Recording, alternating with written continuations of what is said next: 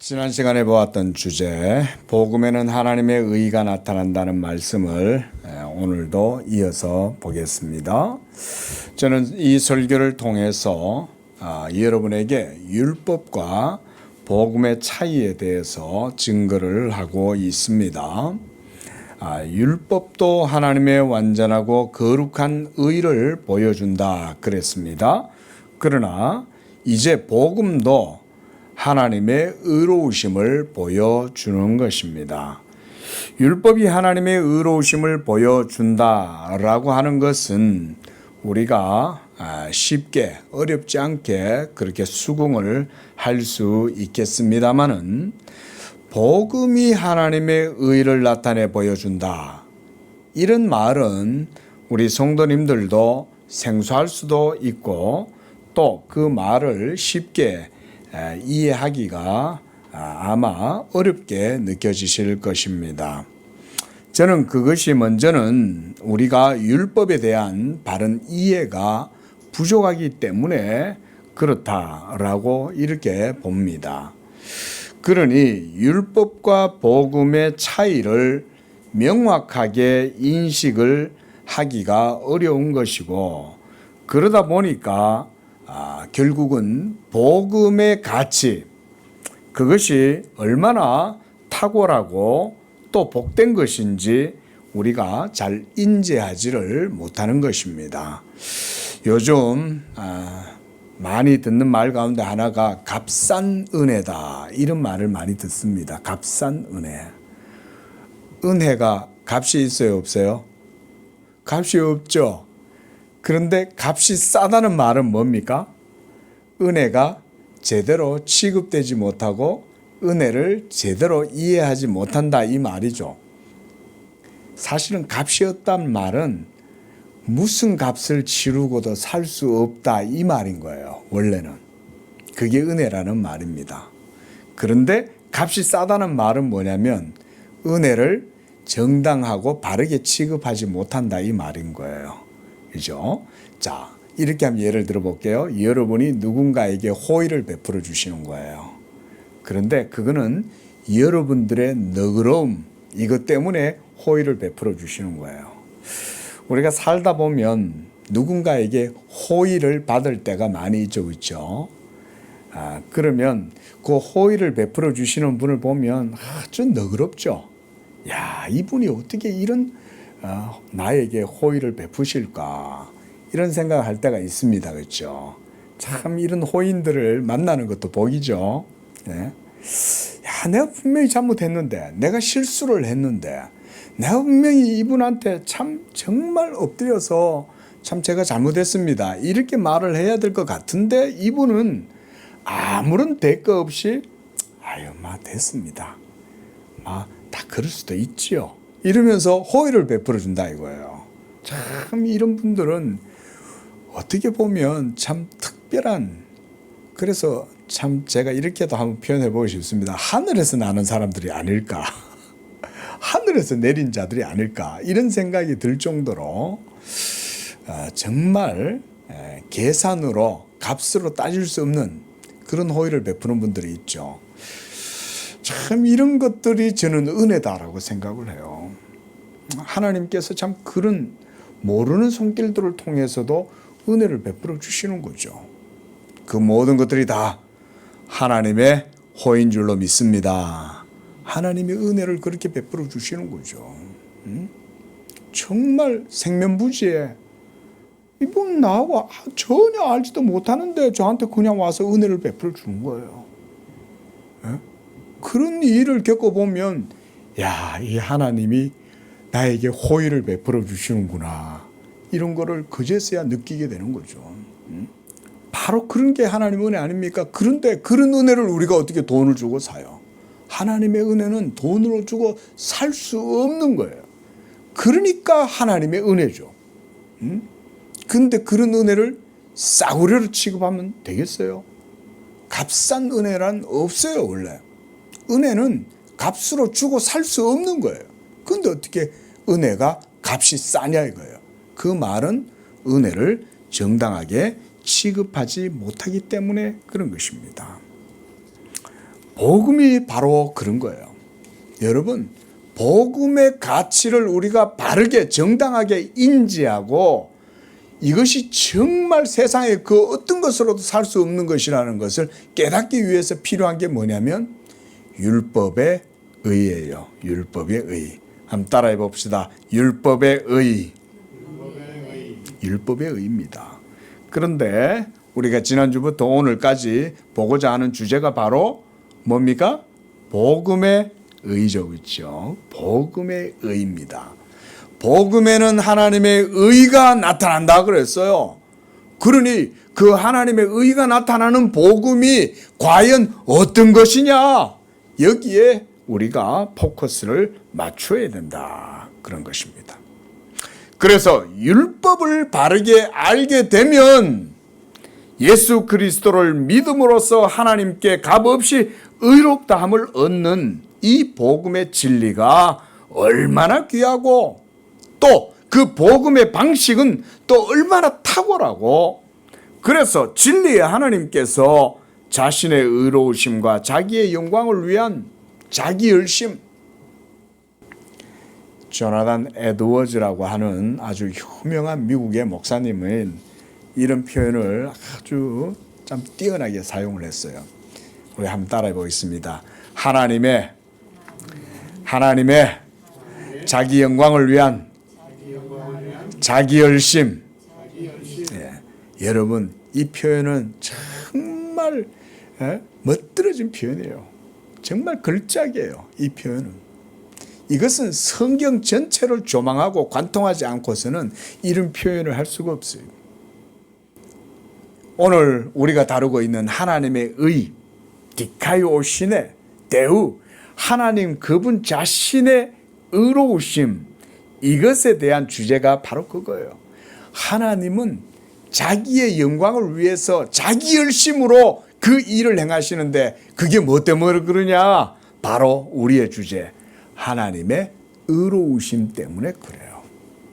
우리 성도님들이 신앙생활을 하시면서 하나님을 알아가실 때 여러분이 하나님은 의로운 분이구나 라고 고백하실 수 있다면 여러분은 하나님에 대해서 최상으로 고백하고 계시는 거예요. 여러분 우리가 언제 한번 욥기를 한번 좀 다루셨으면 좋겠어요. 여러분 욥기 읽어보셨습니까? 어떤 분들은 더러 욥기를 읽어보면 무슨 설화처럼 이렇게 생각하시는 분들이 많이 있습니다. 여러분 그게 설화인지 아닌지 어떻게 알아요? 예? 본인들이 뭐 하나님을 겪어봤어요? 욥기는 설화가 아니에요. 욥기는 말 그대로 치열한 하나님과 욥과의 만남을 그 모든 이야기 속에 담화 속에 담고 있는 거예요. 근데 그 욥기의 주제가 뭐냐면 바로 하나님의 의로우심입니다. 이 하나님의 의로우심을 명확하게 주목하고 인지하고 욥기를 읽으면 욥기의 뛰어난 면모를 볼 수가 있어요. 그렇지 않으면 그냥 막 고난을 이겨내고 역경을 이겨내고 인간 승리다. 여러분 이런 건 욥기에 없어요. 그건 욥기를 정말 잘못 보는 거예요. 욥기 속엔 인간 승리가 없고 인간의 죽음이 있어요. 오히려 거기엔 하나님의 승리가 있어요. 하나님의 승리가. 그런 게 욥기의 하나님의 자기 변론서입니다. 왜 하나님은 욥을 시험에 빠져들어가도록 내버려 두셨을까? 뭐 때문일까요? 뭐 때문에 그렇게 하나님이 욥에게 고난을 허락하셨을까요? 제가 지금 답을 계속 얘기해 드리잖아요. 하나님의 의로우심 때문에 하나님이 욥을 고난당하도록 내버려 놔두시는 거예요. 하나님 너무 잔인하십니다. 하나님 너무 그렇게 욥을 고생시키시고 그러시면 됩니까? 여러분 하나님한테 그렇게 말씀하실 수 있어요? 하나님이 의로우신 분이신데 욥은 사실은 고난당해도 우리말로 제가 이게 좀 과격하게 말해보면 욥이 고난당하는 건 어떻게 보면 당연해요. 왜냐하면 욥은 죄인이잖아요. 그렇잖아요. 여러분 욥에게 죄가 없습니까? 욥은 하나님의 율법의 의 앞에 세워놓으면 죄인이죠. 그렇죠? 근데도 하나님이 그 욥을 의롭다고 하신단 말이에요. 동방에 이와 같이 하나님 잘생긴 사람이 있냐? 욥은 이스라엘 사람이 아니에요. 욥은 아브라함의 자손이 아니에요. 그저 말하자면 이스라엘 입장에서 보면 이방인이에요. 우스 사람이에요. 우스 사람. 우스란 지역은 지금의 말하자면 사우디아라비아 지역 그쪽이에요. 근데 그런 욥이 하나님을 얼마나 바르게 잘 섬겼기에 하나님께서 그를 동방의 의인이라 그러겠어요. 근데 그런 욥조차도 하나님께서는 불의함을 드러내고, 그리고 욥의 불의함이 드러나자 하나님의 의로우심이 나타나잖아요. 그게 욥기의 주제예요, 여러분. 그처럼 하나님은 자기 자신의 의로우심을 드러내기 위해서 정말 자기 열심으로 그 일을 하신다. 그래서 저는 오늘도 여러분들께 이 복음에 나타나는 하나님의 의, 그리고 그 복음이 율법에 비해서 얼마나 탁월하고 영광스러운 것인지를 여러분들에게 증거하고자 하는 것입니다. 성경에 여러 깊은 주제들이 많이 있죠. 그런데 그 중에서도 큰 주제를 꼽으라 한다면 바로 오늘 디카이오신의 대우, 하나님의 의, 여기에 있습니다. 하나님의 의, 하나님의 의로우심, 이것이 사실은 성경의 큰 주제입니다, 여러분. 그래서 하나님 그분 자신은 의로운 분이시고 그분이 하시는 그 창조의 사역에서뿐만 아니라 타락하고 부패한 죄인을 구원하시는 그 구속의 사역에서도 하나님의 의로우심이 드러나고, 그래서 거기에 포커스가 맞추어져 있는 거예요. 우리가 오늘 읽은 이 로마서 3장의 이 본문도 바로 그것을 보여주고 있습니다. 자, 보면 사도는 예수 그리스도의 십자가의 사역을 통해서 우리 죄인들을 믿음으로 하나님께서 의롭다 하실 때에 그 복음의 사역을 통해서 하나님께서 자기의 의로우심을 드러내실 뿐만 아니라 이로써 죄인도 값없이 의롭다 하시고 의로운 방식으로 구원하신다. 이게 오늘 우리가 읽은 로마서 3장 19절에서 26절까지의 내용이에요. 자, 우리가 오늘 이 본문을 그래서 먼저 한번 살펴보면서 제가 오늘 말씀을 맺으려고 그럽니다. 자, 19절 말씀을 한번 보시기 바랍니다. 먼저 사도는 율법이 말하는 바는 그랬습니다. 자, 여러분, 사도 바울의 모든 서신의 주요한 태제, 그거 뭔지 아세요? 율법과 복음을 뭐 하는 겁니까? 비교하는 거예요. 율법과 복음을 비교하는 이유는 뭐냐면 뭘 드러내려고 그랬을까요? 복음을 드러내려고 대조시키는 거예요. 대비를 통해서 복음을 더욱 부각시키기 위해서 율법을 강조하는 거예요. 율법을 강조하는 건 율법 그 자체를 강조하기 위함이 아니에요. 복음을 부각시키고 복음의 가치를 뛰어나 보이도록 대비시키는 거예요. 대비, 컨트라스트, 대조시켜 주는 거예요. 예? 그래서 율법이 말하는 바는 뭐냐? 먼저 율법 아래에 있는 자들에게 말하는 것이다.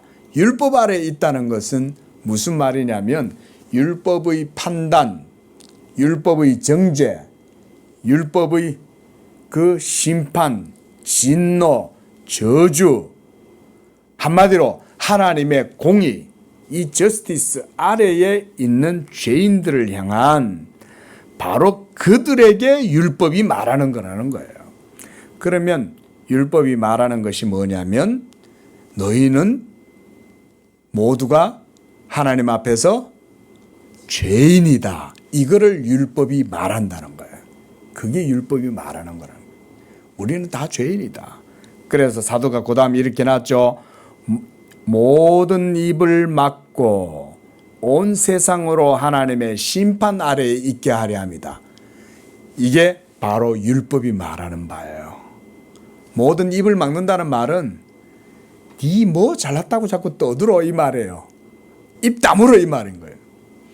법원에 가가지고 원고와 피고가 있을 때, 예? 이 피고가 막 자기 변론할 거 아니에요. 판사님 저는 어떻고 제가 이랬고 제가 그래서 그랬습니다. 저 죄 없어요. 라고 이렇게 떠들 때, 예? 검사가 그의 죄를 이제 딱 변론하겠죠. 그러면 그때 검사는 바로 누구냐면 율법이에요. 율법이 그 죄인의 죄를 다 들춰내가지고 판사한테 고소하는 거예요. 예? 그러면 그 죄가 다 증명이 되면 이 죄인이, 피고인이 어떻게 되겠어요? 그렇죠? 이게 자기의 죄를 다 이제 실토하고, 예? 자기 입을 이제 닫아야 되겠죠? 여기에서 모든 입을 막는다는 말은 그 말이에요. 누가 하나님 앞에서 자기를 의롭다고 떠들어? 누가 하나님 앞에 자기의 의를 변론해? 모두 다 입 다물어 이 말인 거예요. 하나님 앞에서는 누구도 의롭다고 말할 사람 없어. 입 다물어 이 말인 거예요. 그래서 모든 입을 막고 그러는 거예요. 예.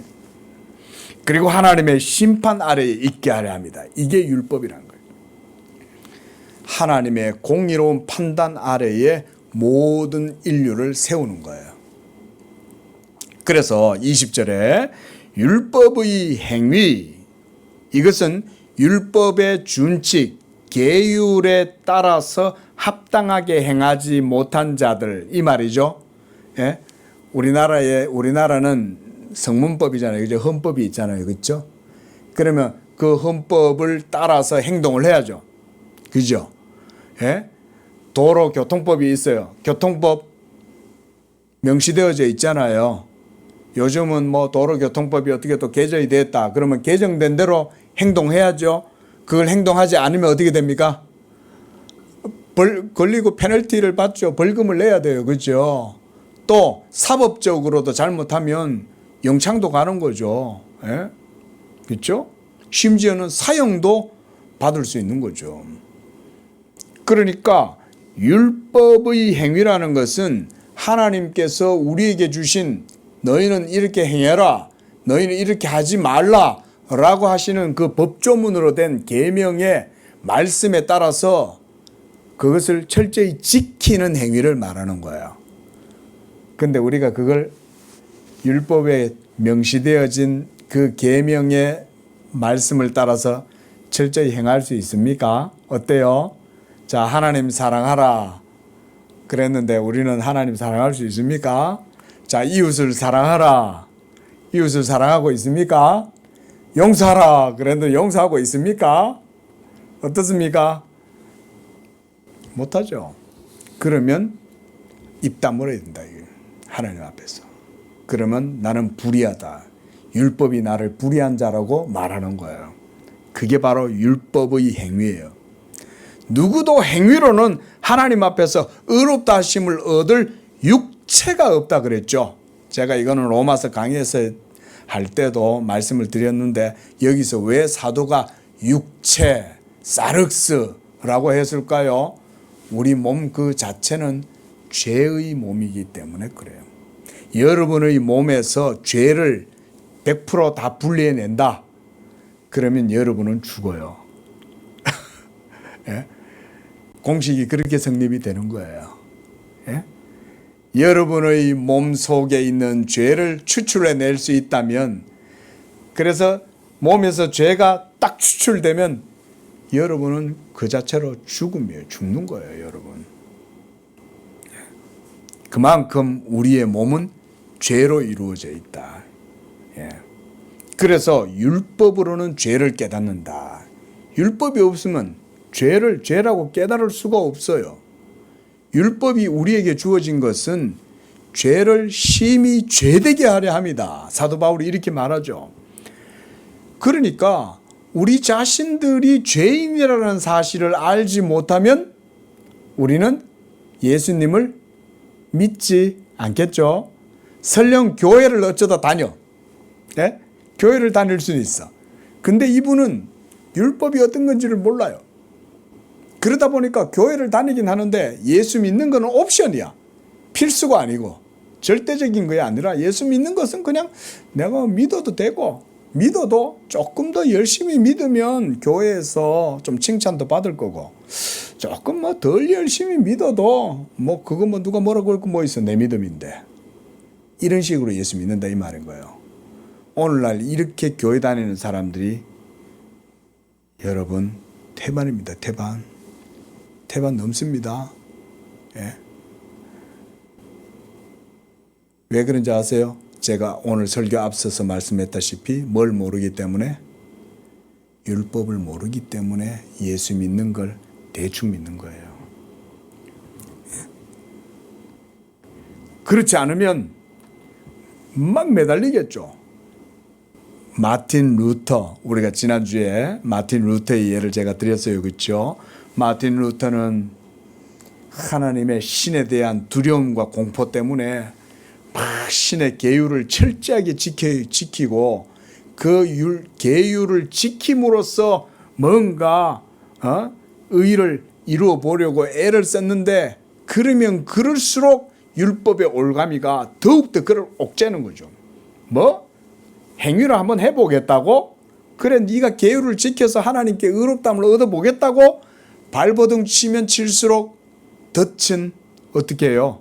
올가미는 더 올가매는 거예요. 율법의 올가미가 그 속에 더 깊이 들어가 가지고 그 속에 숨어 있는 죄를 막 들춰내는 거예요. 네가 의롭다고? 네가 행위로 의롭다함을 얻을 수 있다고? 막 발버둥 치면 칠수록 이 율법에 정죄하는, 판단하는 올가미는 더욱더 루터를 막 올가매는 거예요. 이건 여러분도 마찬가지예요. 똑같아요. 다르지 않아요. 우리 모두는 다. 그래서 율법으로는 죄를 깨달을 뿐이라는 거예요. 근데 죄를 깨달았을 때 문제는 이 죄를 사함을 받아야 되잖아요. 그죠? 근데 율법은 죄를 사할 수 있는 힘이 없다. 약하다. 없다기보다는 약하다는 표현이 좀 더 맞아요. 그래서 로마서 8장 3절에서 율법이 연약하여 할 수 없는 그것을, 그래서 그렇죠? 율법은 하나님의 의를, 무사한 하나님의 의를 우리에게 보여주지만, 그러나 그것이 우리로 하여금 죄사함을 누리게 하고 양심의 평안을 누리게 하고 자유를 누리게 하고, 그래서 하나님과 화목하게 하고 이렇게 할 수가 없다.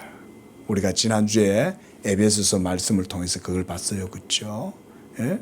우리도 전에 하나님의 율법 앞에서 이방인들이었고 원수였고 불의한 존재들이었고 언약도 없는 그런 자들이었다 그랬어요.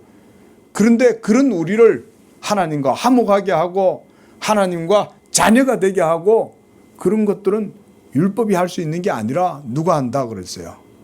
무엇이 한다? 복음이 그것을 한다 그랬어요. 예? 하지만 율법으로는 죄를 깨달음이다 그랬습니다. 그래서 사도행전 13장 39절에서도 사도 바울은 이렇게 말했어요. 모세의 율법으로 너희가 의롭다 하심을 얻지 못하던 모든 일에, 그러니까 율법 계명의 모든 일들이죠. 그 모든 일들에 있어서 이 사람을 힘입어 믿는 자마다 의롭다 하심을 얻는 이것이다. 여기서 이 사람이란 누굴까요? 예수님, 하나님의 아들 예수 그리스도, 바로 이 사람을 통해서 그를 힘입어 믿는 자들마다 뭘 얻어요? 하나님 앞에서 의롭다 하심을 얻게 된다 이 말인 거예요. 율법의 행위로는 의롭다 하심을 얻지 못해요. 그런데 이제 21절에 보시기 바랍니다. 자, 우리 로마서 3장 21절 함께 읽어봅니다. 시작. 이제는 율법 외에 하나님의 한 의가 나타났으니 율법과 선지자들에게 증거를 받은 것이니라. 할렐루야. 예? 하나님의 한 의, 율법과 다른 하나님의 한 의다. 제가 오늘 제목을 그래서 그렇게 붙였어요. 율법 외에 라는 말은 율법 이외에 다른 또 하나님의 한 의가 있는 거예요. 원래는 율법이 먼저죠, 그죠? 그런데 그 율법이 하나님의 의를 드러내 보여주지만 이제는 다른 방식으로 하나님의 의를 드러내 보여주는 어떤 것이 생겨났다 이거예요. 그렇죠. 그게 바로 예수 그리스도를 믿음으로 말미암아 하나님 앞에 의롭다함을 얻게 되는 그 의예요. 그걸 복음이라고 하죠. 그래서 복음에는 하나님의 의가 나타난다 그러는 거예요. 하나님의 의가 복음에서 나타나니 이 복음을 통해서 우리 죄인들이 하나님 앞에서 값 없이 행위 없이 공로 없이 선행 없이 율법 행위 없이 하나님께 의롭다함을 얻게 되는 거예요. 자, 여러분, 율법과 선지자들에게 증거를 받았다라고 하는 이 말은 한마디로 말하면 무슨 말이냐면 우리가 보는 구약 성경이 있죠. 구약 성경의 모든 내용이 지시하고 가르치는 바, 증거하는 바가 뭐냐?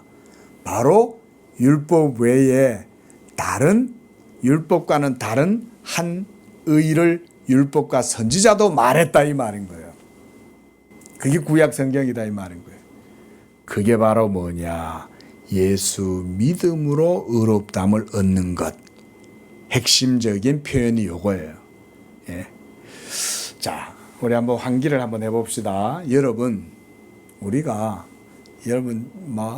예수 믿으세요 하고 전도도 하고 예수 믿으면 구원받습니다 이렇게 말할 때 여러분 그것이 어떻게 해서 그렇게 되는 거예요?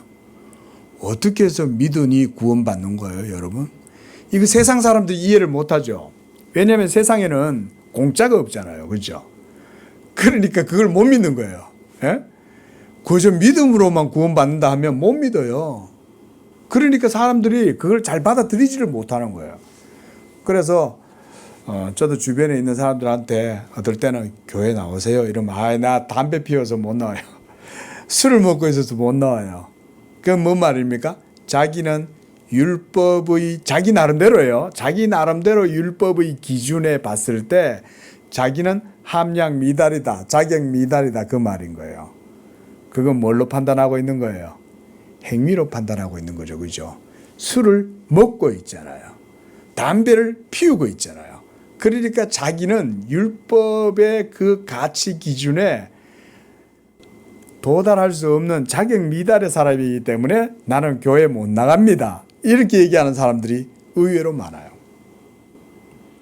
또 반대로 자기는 선하기 때문에 교회 다닌다 이렇게 생각하는 사람도 있습니다. 이런 사람들이 주로 어디 많냐면 로마 교회 가면 많아요.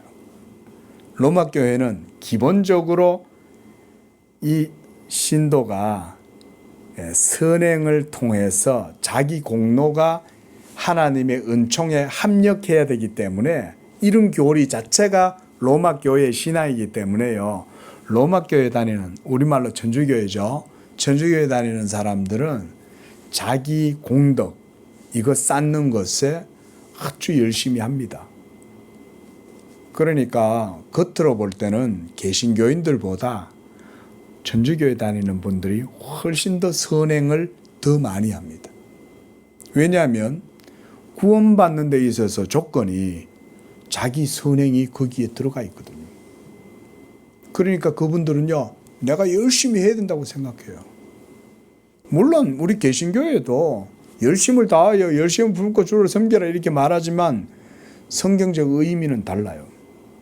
자기 공로와 선행, 율법의 행위, 선행, 공로 이런 걸 통해서 자기 구원을 이루어야 된다고 생각하는 사람들은 얼마나 노력하겠어요, 여러분. 여러분이 하나님께 11조 드릴 때 하고 그 사람들이 하나님 앞에 뭔가 하나님 교회에다가 헌금하는 거하고는요, 여러분 의미와 차원이 다릅니다, 여러분. 그 똑같이 보시면 안 돼요.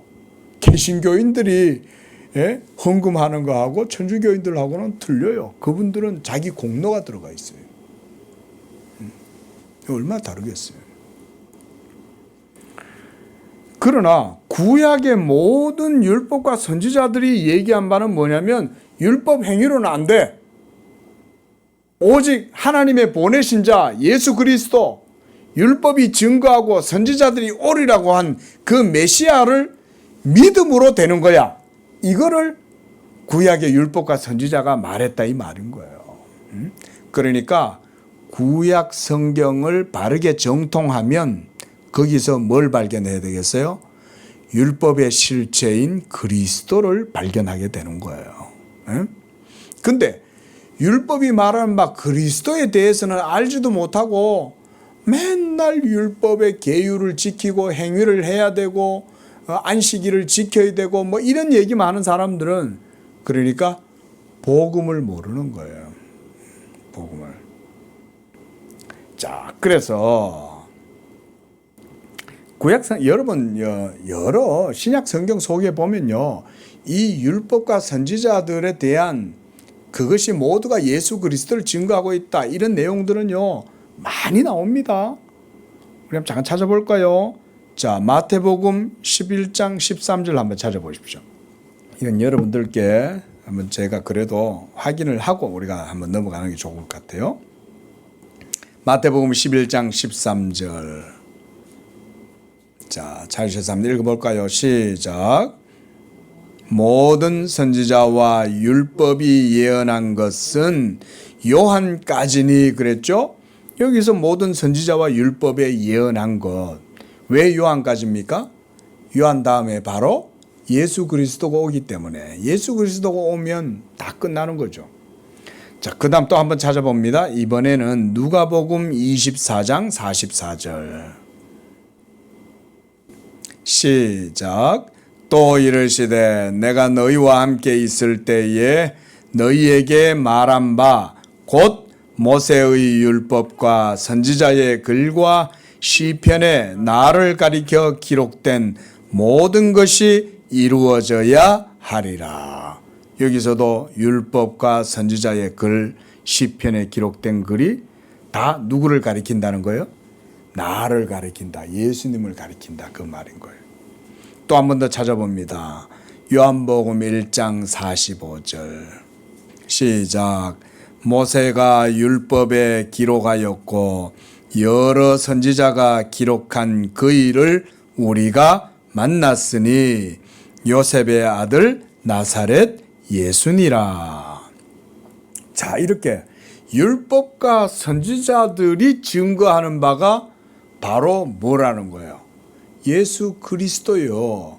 그리고 그를 믿음으로써 하나님 앞에 의롭담을 얻는 것. 이거를 율법과 선지자가 증거했다. 그 말인 거예요. 이제 아시겠죠? 예? 그러니까 율법 행위로 의롭다함을 얻게 하려고 하나님이 율법을 주신 게 아니라 율법을 주신 것은 우리의 연약한 죄를 깨닫게 하고 그렇게 해서 우리의 힘으로는 할 수 없다는 것을 깨닫게 하심으로써 누구를 믿으라는 거예요? 예수 믿어라 이 말인 거예요. 그래서 자기가 죄인이라는 사실을 깨닫지 못하면 그 사람은 예수님을 찾지 않듯이, 예? 그러니까 병든 자가 아니면 의사를 찾지 않아요. 자기가 심각한 죽을 병에 걸렸다는 사실을 깨닫는 사람은 의사를 찾겠죠. 그 의사가 바로 예수님인 거예요. 영혼의 의사 되시는 예수님이 바로 우리의 영혼에 심각한 치명적인 이런 질병을 예수님은 고치실 수 있다. 그래서 병든 자에게라야 의사가 필요하다. 예수님이 그렇게 말씀하신 거예요. 그래서 이제 사도가 22절에 이제 그거를 요약해서 말해요. 바로 이 율법과 다른 하나님의 한 의가 바로 22절에 표현되어 있습니다. 우리 22절 함께 읽습니다. 시작. 곧 예수 그리스도를 믿음으로 말미암아 모든 믿는 자에게 미치는 하나님의 의인이 차별이 없느니라. 여기서 차별이 없다는 얘기는 유대인이나 헬라인이나 할례자나 무할례자나 그런 거에 차별 없다 이 말이에요. 자, 예수 그리스도를 믿음으로 말미암는 그 의. 그래서 하나님께서 바로 이 의를 복음을 통해서 나타내 보이셨다. 예수 그리스도를 믿음으로 말미암아 모든 믿는 자에게 미치는 하나님의 의. 이 의가 바로 복음의 의다 그 말인 거예요. 예. 자, 요렇게 이제 사도가 정리한 다음에 이제 다시 한번 더 설명합니다. 이번에는 조금 다른 얘기를 해요. 모든 사람이 죄를 범하였음에, 자, 우리가 죄인이라는 사실은 누가 가르쳐 줘요? 율법이 가르쳐 주죠. 그죠? 그래서 율법은 우리 영혼의 거울이다. 칼빈이 이렇게 말했어요. 응? 우리 영혼의 거울. 여러분, 우리는 우리 자신에 대해서 객관적으로 볼 수 없잖아요. 그죠? 우리는 다 에고이스트들 아닙니까? 자기 사랑하는 사람들. 나는 소중해. 뭐 우리 이러고 살잖아요. 거울 들여다보면서 세상에서 네가 가장 소중하고 귀해. 뭐 이러면서 맨날 자기 자신을 얼마나 지켜세우면서 삽니까? 근데 그 거울을 들여다보는데 오늘날 자기 자신이 아주 그냥 무슨 좀비처럼 보이는 거예요. 추악한 모습으로 보이는 거예요. 그게 율법이라 이거예요. 율법이. 율법의 거울에 자기를 들여다보지 않으면 누구도 자기 자신의 비참한 모습을 깨달을 수가 없습니다. 근데 이 율법을 들여다보면 자기 자신이 어떤 자라는 것을 깨닫게 된다. 그래서 모든 사람이 율법으로 말미암아 자기가 죄인이라는 것을 깨닫게 되었을 때 이제 그들은 더 이상 하나님의 영광에 도달할 수 없는 상태가 되어져 있는 거예요. 지금 온 세상에 있는 모든 사람들이 다 그 상태 가운데 있죠. 죄인이잖아요.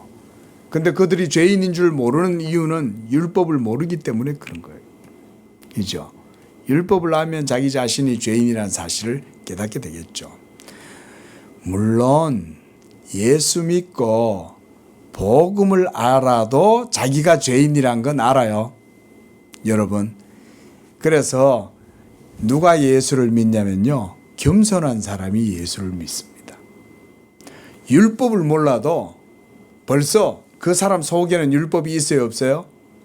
율법이 있죠, 그죠? 그 율법이 바로 도덕적 양심이잖아요. 법칙이 벌써 자기의 양심이 되잖아요. 그러니까 사실은 미리 율법을 안 가르쳐 줘도 돼요. 그냥 겸손한 사람은 예수 믿으세요. 이러면 이 사람은 벌써 마음에 자기 자신이 겸손함을 갖고 있기 때문에 예수님을 쉽게 믿어요. 그래서 예수님을 믿는 사람은 겸손하지 않고서는 믿기가 어려워요. 마음이 온유하고 겸손한 자가 예수님을 잘 믿습니다. 자, 그래서 이제 24절 보세요. 하나님께서 복음을 통해서 우리를 의롭다 하시기 위해서 어떤 일을 하셨는지에 대해서 말씀해 주고 있습니다. 우리 한 번 더 읽어보겠습니다. 24절 시작. 그리스도 예수 안에 있는 속량으로 말미암아 하나님의 은혜로 값 없이 의롭다 하심을 얻은 자 되었느니라. 자, 이것이 바로 복음이죠.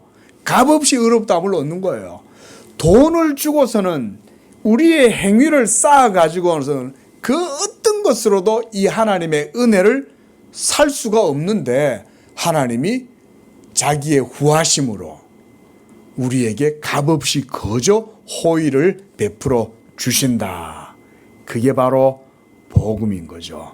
값없이 은혜로 믿음을 주셔서 그 믿음으로 하나님 앞에 의롭다 하심을 얻게 해주시는 것, 이게 바로 복음입니다. 자, 그런데 사도 바울은 이런 하나님의 값없이 베풀어 주시는 은혜를 그게 복음이라고 논증한 다음에 빠뜨리지 아니하고 이것을 논증하고 있어요. 그게 바로 뭐냐면 25절에서 26절의 말씀이에요. 자, 여러분, 여기서 사도가 계속해서 복음에는 하나님의 의가 나타난다는 점을 보여주고 있습니다. 우리 성도 여러분, 이것을 우리가 예수님을 믿으면서 이 부분에 대해서 우리가 항시 잊어서는 안 됩니다. 복음에는 하나님의 의가 나타난다. 이것을 여러분들이 항상 마음에 새겨 놓으십시오. 그러면 여러분들의 믿음의 길을, 좌표를 잃어버리지 않습니다. 항상 영적인 나침반이 그 가운데 명확하게 세워지게 됩니다. 복음에는 하나님의 의가 나타난다는 점을 명확하게 인식하고 있으면 예수 믿는 것이 너무 감사한 거예요. 내가 믿는 게 아니라 하나님의 은혜로 믿는 거구나. 이 복음을 통해서 하나님이 자기의 의로우심을 드러내시는 것이구나. 그러면 내 믿음이 이게 명분이 있잖아요. 근데요, 사람들은요, 자기가 해가지고 자기가 이루면요, 그저 먹기식으로 누워서 떡 먹기네 생각하면 귀하게 안 여기죠. 근데 내가 천국 가고 내가 죄 용서함을 받고 하나님께서 나를 의롭다 하시는 이것은 그 기초가 내 믿음에 있는 게 아니라 하나님 자신의 의로우심에 기초하고 있는 것이구나. 이거를 고백하면 흔들리지 않겠죠. 내 믿음이 약해도 하나님이 의로우시기 때문에 나를 붙들어 주시겠네. 내가 믿음이 좀 부족하고 내 열심이 부족하고 그래서 내가 하나님을 제대로 못 섬겨도 하나님이 자기의 의로우심으로 나를 붙들어 주시겠네. 그렇죠? 이렇게 고백하면 담대함과 확신과 그리고 계속 흔들리지 않는 믿음 가운데 설 수 있는 거예요. 그게 복음에는 하나님의 의가 나타난다는 중요한 교훈들인 거예요. 자, 25절 말씀 보세요. 여기서 지금 사도가 말하는 바가 뭡니까?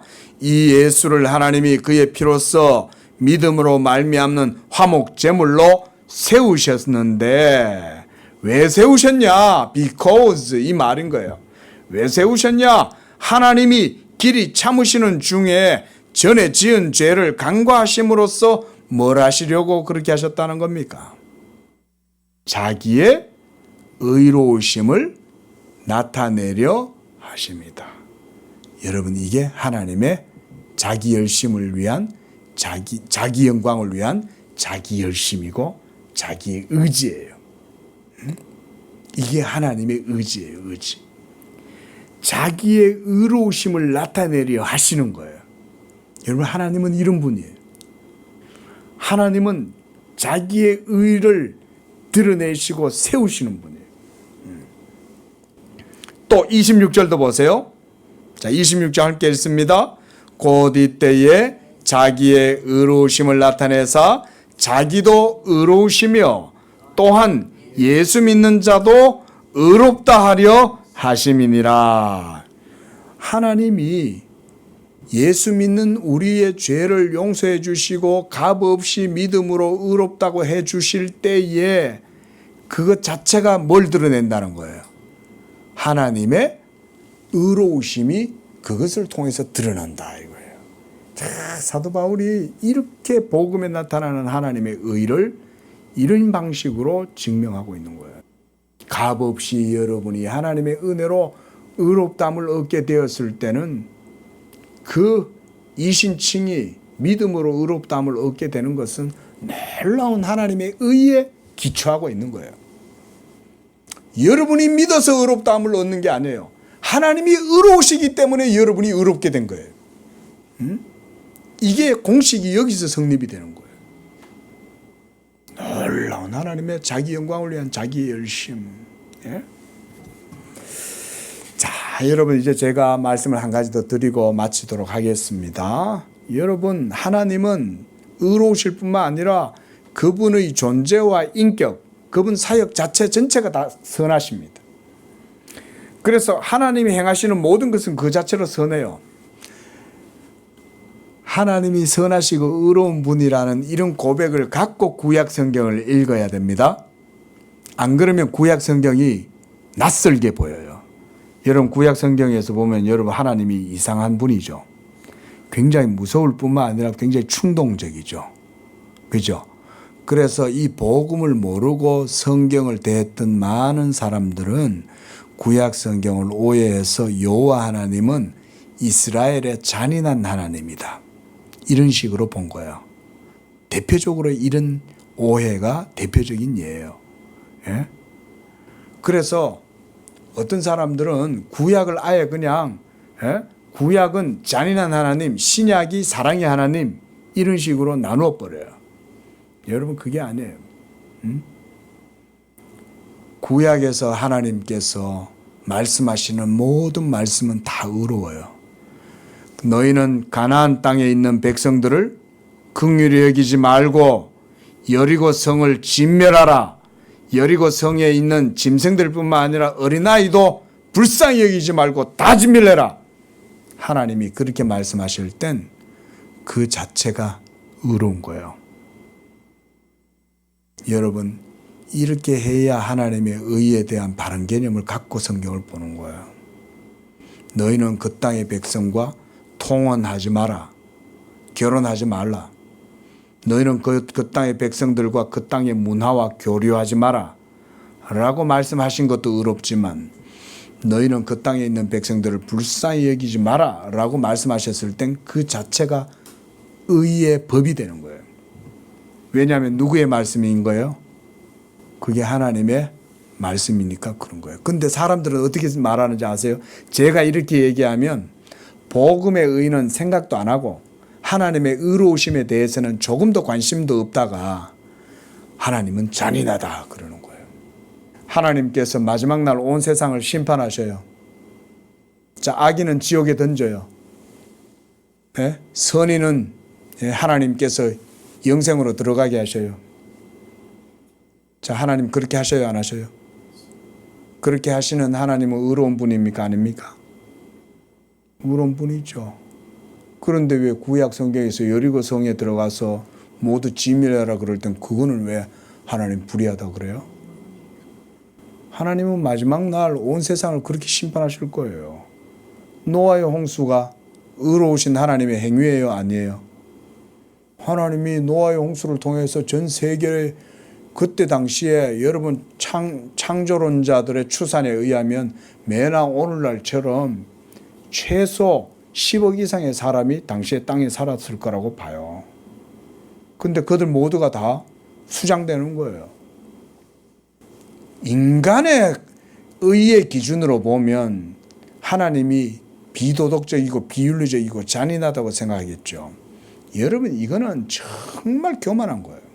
하나님이 어떤 분인지 관심도 없을 뿐더러 하나님이 어떤 분인지도 모르면서 하나님이 불의하다고 손가락질 하잖아요.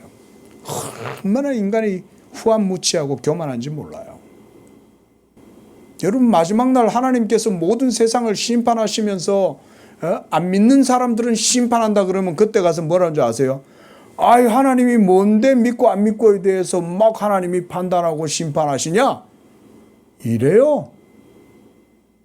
여러분 이것이 예수 믿는 사람들 소위 교회 다닌다고 하는 사람들도 하나님의 의에 대해서 이런 식으로 함부로 막 비난해요. 이런 사람들 적지 않습니다. 교회 다니는 분들 중에도.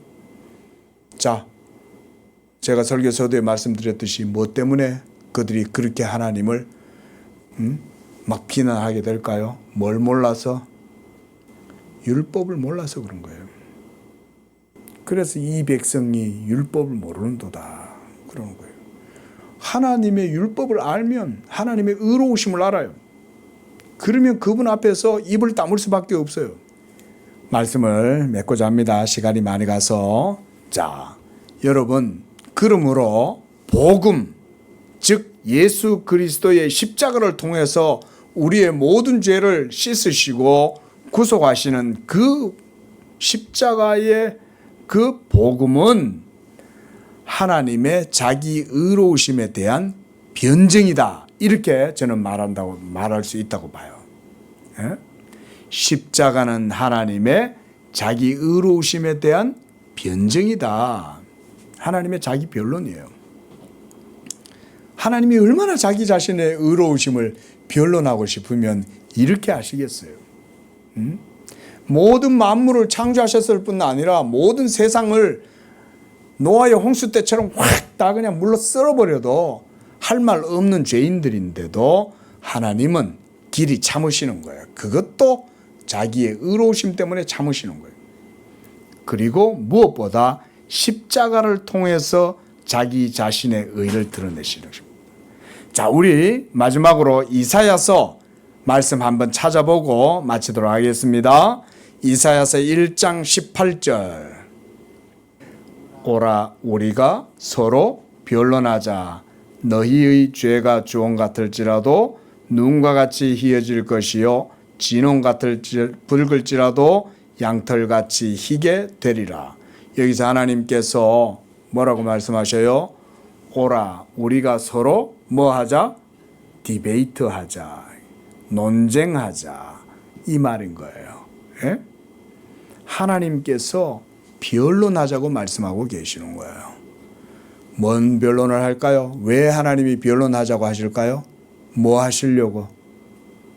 자기의 의로우심을 드러내 보이겠다 이 말인 거예요. 그래서 그 다음 나오는 말씀이 자기의 의를 드러내 보이는 방법에 대해서 말씀하고 계시는 거예요. 뭐라고 얘기했어요? 너희 죄가 주홍 같을지라도 눈과 같이 희어질 것이고 진홍같이 붉을지라도 양털같이 희게 될 것이다. 이렇게 말씀하시는 거예요. 이 말은 하나님의 의를 십자가를 통해서 드러내 보여주시겠다 이 말인 거예요. 그러니까 여러분 십자가 저 골고다에 못 박히신 그 예수 그리스도의 십자가가 바로 하나님의 자기 의로우심을 드러내시는 변론이에요. 온 세상을 향한 하나님의 변론이에요. 그런데 이 변론이 이제 십자가에서 이루어지고 마쳤는데 누가 하나님 앞에서 자기 자신의 의를 내세우고 자기는 의롭다고 말할 수 있냐 이거예요. 그리고 누가 예수를 안 믿을 수 있냐 이거예요.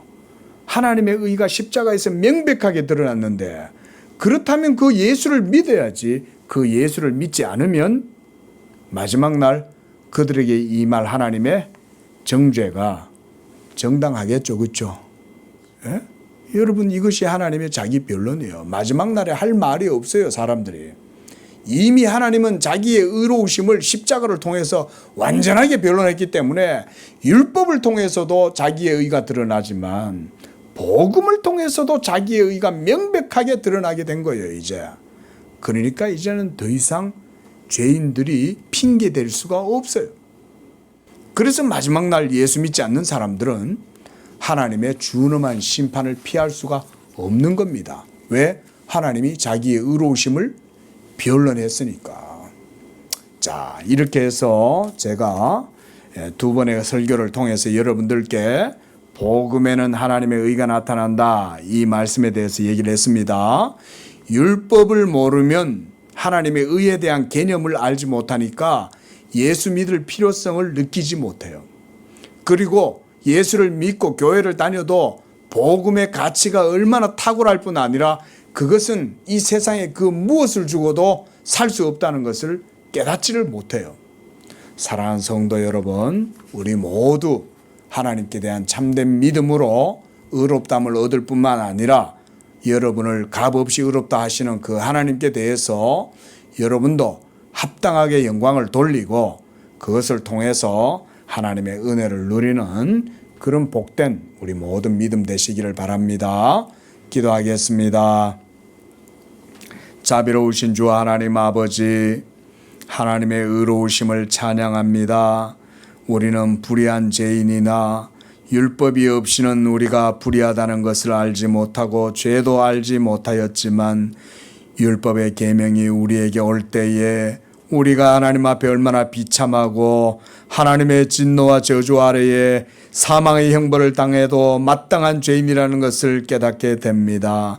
그러나 이제 우리를 위하시는 예수 그리스도가 계시니 그 예수 그리스도께 피하는 자들은 안전함을 얻으며 부끄러움을 당치 아니리라 하신 말씀대로 이제는 예수 그리스도를 믿는 이 복음의 신앙으로 하나님의 의로우심을 깊이 마음에 새기고 그 가운데 하나님께 영광을 돌리는 참된 복음의 성도들 되도록 축복하여 주시옵소서. 예수님의 이름으로 기도합니다. 아멘.